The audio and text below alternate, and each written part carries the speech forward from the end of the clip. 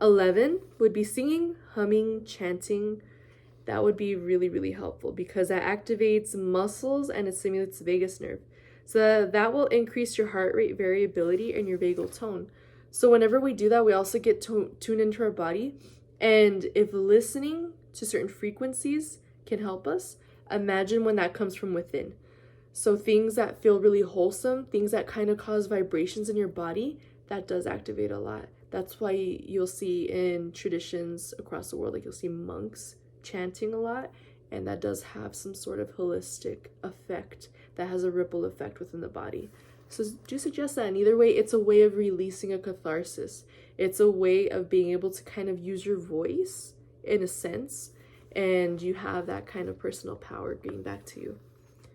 Number 12 is going to be 4-7-8 breathing. So with 4-7-8 breathing, you're going to inhale for 4 seconds, hold for 7, and exhale for 8 seconds. You'll do a couple rounds as much as you feel comfortable, and that's essentially it. That actually really directly helps calm down that nerve in order to get you induced into a state of relaxation. So 4-7-8 breathing is widely known to be really beneficial in moments of even having a panic attack. So if you ever need to, or just to ground yourself and check in, you can practice it. So you'd inhale for 1, 2, 3, 4. Hold for 1, 2, 3, 4, 5, 6, 7. Exhale 1, 2, 3, 4, 5, 6, 7, 8. Do it as many times as you need to feel relaxed, but that is a very, very, very beneficial one. So number 13 would be mindfulness meditation. So that's just simply you closing your eyes and being in a comfortable position, whether that be laying, whether that be seated in a very comfortable location, whether it be an actual place that you like to go, whether it's a bed, a chair, whatever it may be. And you're going to just go ahead and mindfully scan the body. You're going to go ahead and scan every region. So you would close your eyes and you just allow yourself to just bring a lot of awareness to different parts of your body. You would start at your head, slowly move down to maybe your eyes, your nose, your mouth, your neck, and you would make your way all the way through until you're at your feet. Just a way to be able to be back in your body, a way to give your mind a very, very simple yet profound task to do.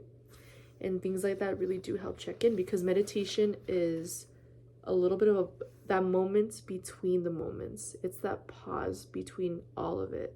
And it's really important to give yourself time to do that. It's really important to give yourself like a break, not from thinking altogether, because thoughts usually are not controllable. They could be, but we have like at least 60,000 thoughts a day. How many of those can you realistically control? It's about giving yourself the time to not get consumed or attached to one single thought and let it create a spider web. You're just observing. You're in the background of those thoughts. So try that out.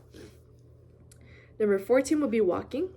So giving yourself about 15 to 20 minutes of walking without any distraction, without any multitasking, like just scrolling through your phone or anything like that.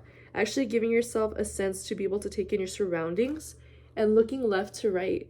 It's actually been scientifically proven that whenever you look left to right, whenever you use bilateral movement with your eyes, that actually does help give you a sense of ground, and that does help with anxiety in every sense of the definition. If you can walk out in nature, somewhere with a beautiful view, that's even better. 15 will be cradling. So this one is similar to the happening one, where you would essentially be kind of showing up for your inner child.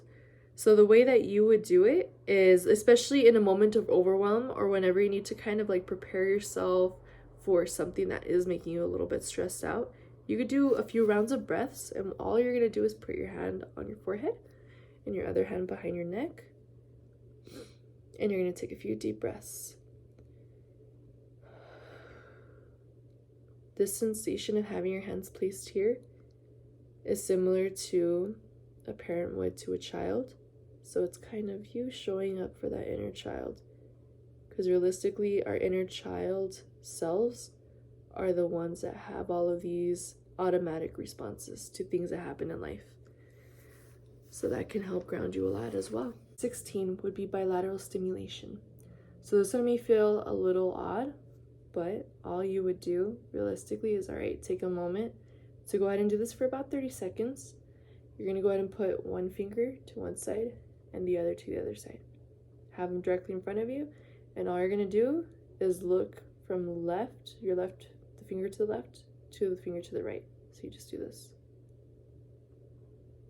for about 30 seconds. That brings you back, and that does that bilateral movement for your eyes.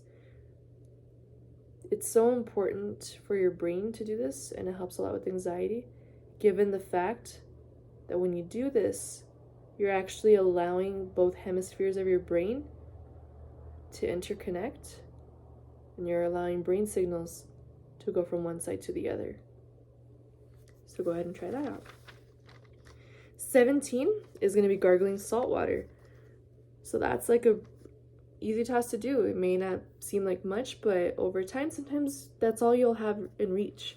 So if you do that, it stimulates the vagus nerve because salt actually activates nerve endings in the throat and the mouth, and all of that is interconnected.